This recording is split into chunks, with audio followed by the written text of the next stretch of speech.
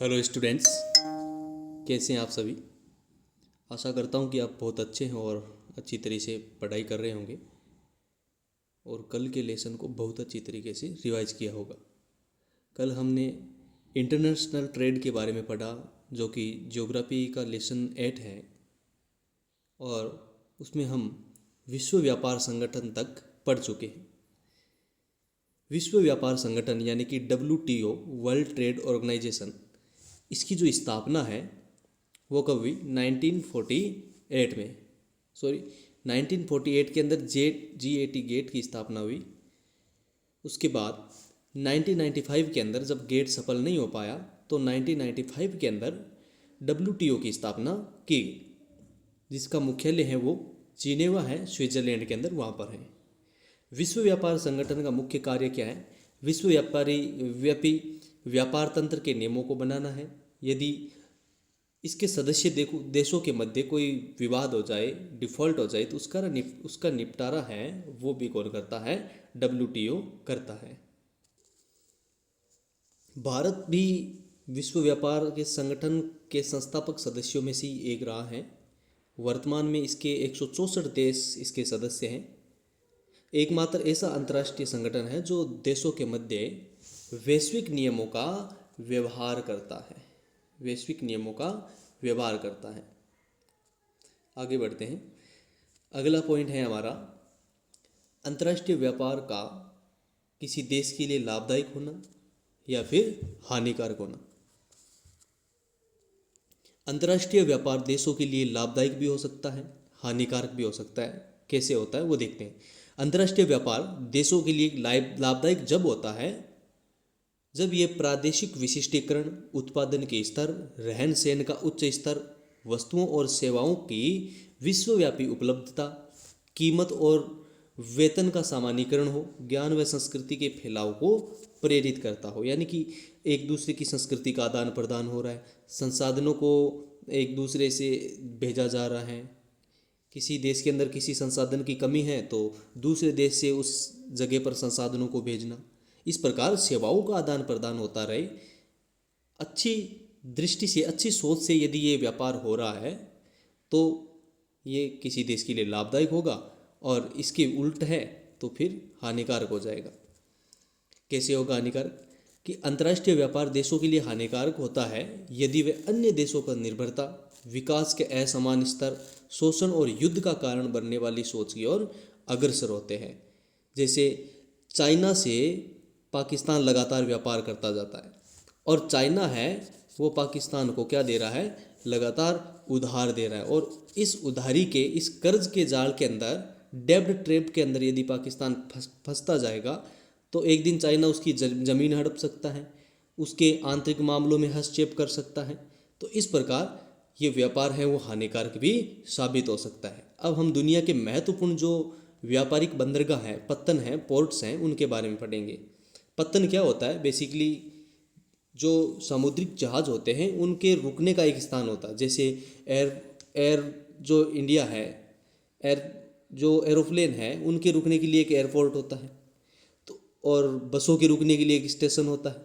उसी प्रकार समुद्री जहाज़ों के रुकने के लिए भी एक पोर्ट बनाया जाता है, एक बंदरगाह बनाया जाता है, जिसको हम पत्तन बोलते हैं।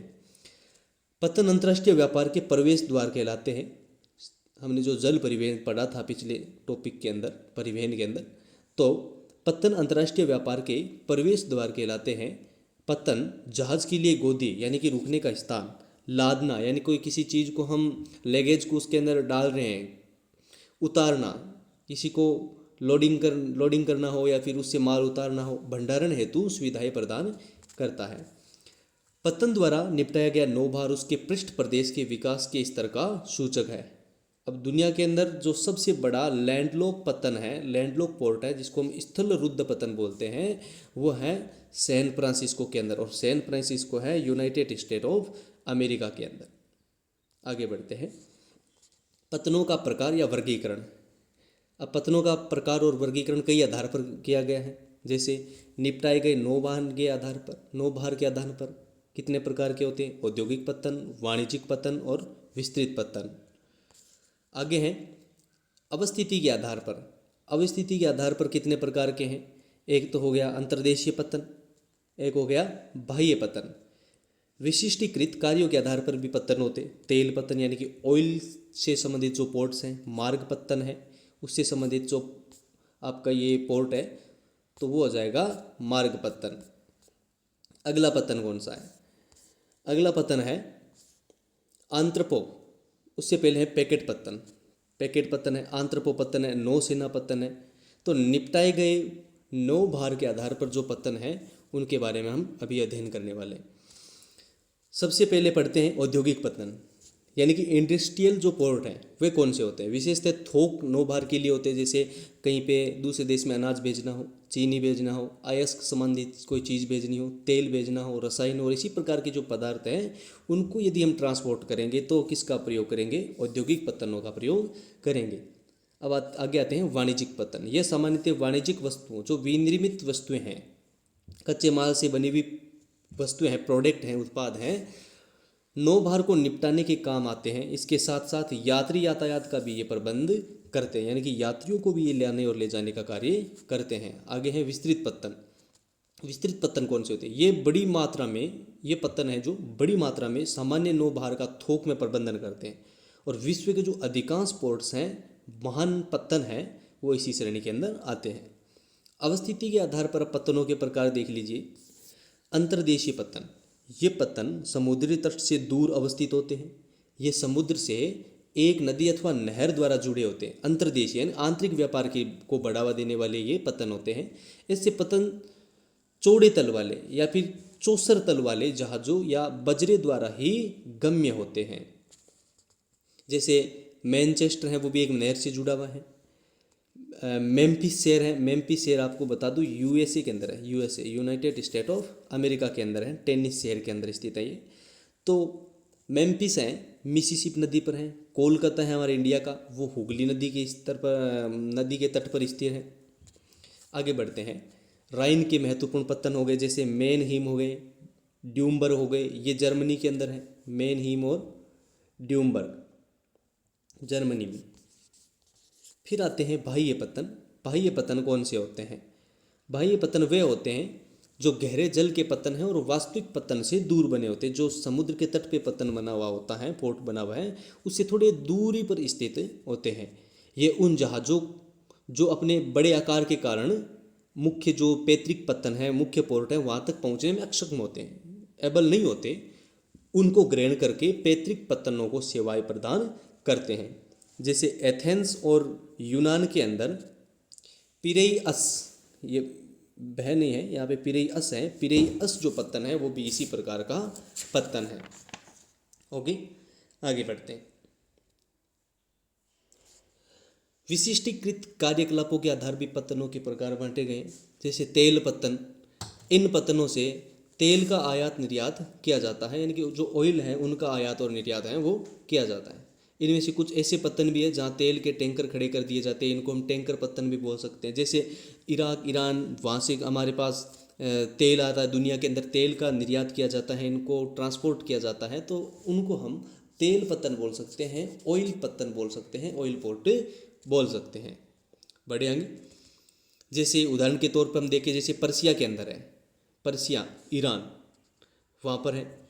वेनेजुएला का माराकाइबो है। ट्यूनीशिया का एसकीरा है, एसकीरा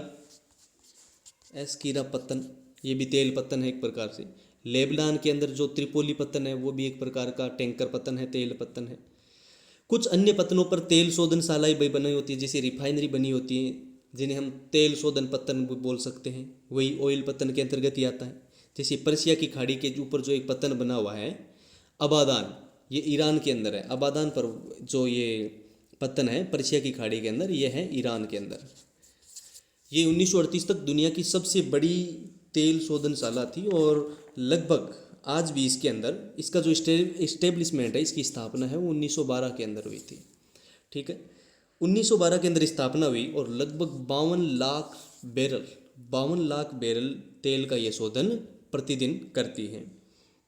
अब बात करें दुनिया की सबसे बड़ी रिफाइनरी कहाँ है। दुनिया की सबसे बड़ी जो रिफाइनरी है वो हमारे इंडिया के अंदर ही है। इंडिया का जो जामनगर है, गुजरात, जामनगर, जामनगर जो रिफाइनरी है वो दुनिया की सबसे बड़ी तेल शोधनशाला है, रिफाइनरी है। और ये इसका जो मालिक है वो है RIL, Reliance industry limited, Jamnagar Gujarat के अंदर है। तो दुनिया की सबसे बड़ी रिफाइनरी है। अब एक प्रकार आता है मार्ग पत्तन, विश्राम पोर्ट बोल सकते हैं, विश्राम पोर्ट। ये ऐसे पत्तन हैं जो मूल रूप से मुख्य समुद्री मार्गों पर विश्राम केंद्र के रूप में विकसित किए गए हैं तथा जहाँ से जहाज ईंधन और वह उसके जो जहाज़ के यात्री हैं या फिर उसको चलाने वाले हैं, पायलट्स हैं, वो खाना ले सकते हैं, रुक सकते हैं। जहाज़ के अंदर कोई टेक्निकल ग्लिच आ गया तो उसको ठीक कर सकते हैं। तो इस प्रकार से एक प्रकार से मार्ग पत्तन, विश्राम पत्तन वो होते हैं जहाँ पर जहाज़ों को बीच में रोका जाता है। जैसे जो इंटरनेशनल स्पेस स्टेशन है, इंटरनेशनल स्पेस स्टेशन ISS, उसके ऊपर कोई रॉकेट वगैरह है, विमान है, उसके अंदर कोई ग्लिच आ जाए तो वहाँ पे उस यात्रियों को रोका जाता है। जैसे अभी हमने सुनीता विलियम्स वाला देखा था अमेरिका के संदर्भ में।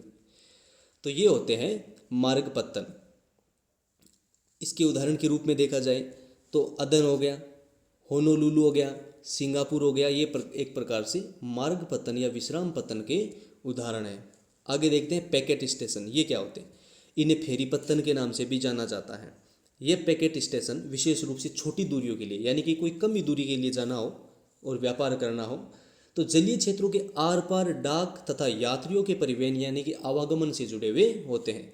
जैसे इंग्लिश चैनल के आर पार है, इंग्लैंड के अंदर डोवर और फ्रांस के अंदर केलाइस जो पत्तन है वो इसी प्रकार के उदाहरणों का एग्जाम्पल है। फिर लास्ट के अंदर एक पत्तन आता है आंत्रपो पत्तन। आंत्रपो पत्तन क्या होते हैं, ये वह पत्तन होते हैं जहाँ एक देश के माल को दूसरे देश में भेजने का कार्य किया जाता है, यानी कि इंपोर्ट और एक्सपोर्ट, आयात और निर्यात का कार्य इसके अंदर किया जाता है।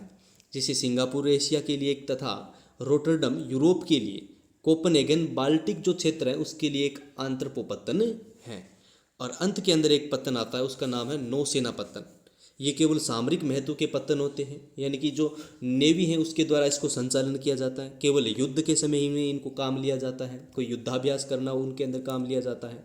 तो ये पत्तन युद्धक जहाज़ों को सेवाएं देते हैं तथा उनके लिए मरम्मत कार्यशालाएँ चलाते हैं। जैसे इंडिया के अंदर जो दो पत्तन हैं कोच्चि तथा कारवाड़, ये प्रमुख रूप से नौसेना पत्तन का ही उदाहरण है। तो आज ये हमारा जो लेसन है इंटरनेशनल ट्रेड लेसन 8 ये कंप्लीट हुआ। एक वीडियो उसका जो पीछे है 41 मिनट का है, उसको भी आप देख के इसके जो नोट्स हैं उनको नोट डाउन कर सकते हैं। जैसे ही विद्यालय खुलेंगे तो इनका पुनः रिवीजन किया जाएगा और इसकी जो लिखे हुए नोट्स हैं उनको जांचा जाएगा। बहुत बहुत धन्यवाद विद्यार्थियों, थैंक्स।